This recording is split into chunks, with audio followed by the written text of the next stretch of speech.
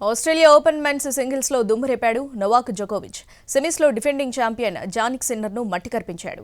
Career లో 11వ Australia open final కు చేరుకున్న జోకోవిచ్ రేపు జరిగే ఫైనల్ ఫైట్ లో వరల్డ్ నెంబర్ 1 కార్లోస్ అల్కరాజ్ తో అతడు తలపడనున్నాడు.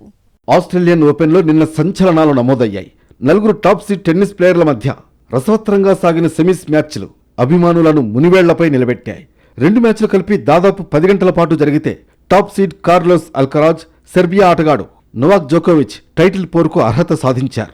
రాడ్ లివర్ ఎరీనా వేదికగా జరిగిన ఫస్ట్ సెమీస్ లో అల్కరాజ్ 6-4, 7-6, 6-7, 6-7, 7-5తో మూడో సీడ్ జర్మనీ ఆటగాడు అలెగ్జాండర్ జ్వరేవ్ పై పోరాడి గెలిచాడు.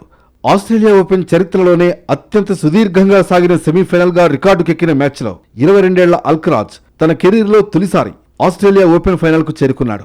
తద్వారా కెరీర్ గ్రాండ్ స్లామ్ ను గెలుచుకోవాలన్న తన లక్ష్యానికి మరో అడుగు దూరంలో నిలిచాడు. అల్కరాజ్, జ్వరేవ్ మధ్య మారథాన్ గా సాగిన సెమీస్ పైసా వసూలు వినోదాన్ని, అంతకుమించిన ఉత్కంఠను అందించింది. పట్టువదలని విక్రమార్కుల్లా ఇద్దరూ కోర్టులో నువ్వా నేనా అన్నట్లుగా తలపడ్డారు. ఇక రెండో సెమీస్ లో 4వ సీడ్ నోవాక్ జోకోవిచ్ దుమ్మురేపాడు. డిఫెండింగ్ ఛాంపియన్ జానిక్ సిన్నర్ తో జరిగిన సెమీఫైనల్లో 3-6, 6-3, 4-6, 6-4, 6-4 తేడాతో విజయం సాధించాడు. ఈ మ్యాచ్ కూడా 4 గంటల 9 నిమిషాల పాటు సాగింది. 5 సెట్ల థ్రిల్లర్లో డిఫెండింగ్ ఛాంపియన్ పై సెర్బియా దిగ్గజానిదే పైచేయి అయింది. జోకోకు ఇది 11వ ఆస్ట్రేలియా ఓపెన్ ఫైనల్. 25వ గ్రాండ్ స్లామ్ కోసం దాదాపుగా 2 ఏళ్లుగా వెయిట్ చేస్తున్న జోకో సిన్నర్తో ఉత్కంఠగా సాగిన పోరులో తొలి 3వ సెట్ను కోల్పోయినా వెనక్కి తగ్గలేదు. హ్యాట్రిక్ టైటిల్ సాధించాలన్న సిన్నర్ను సెమీస్లోనే ఇంటికి పంపాడు. దీంతో టెన్నిస్ ఓపెన్ ఎరాలో Australia open men's singles finals చేరిన అత్యంత పెద్ద వయస్కుడిగా 38 ఏళ్ల జోకో రికార్డు క్రియేట్ చేశాడు.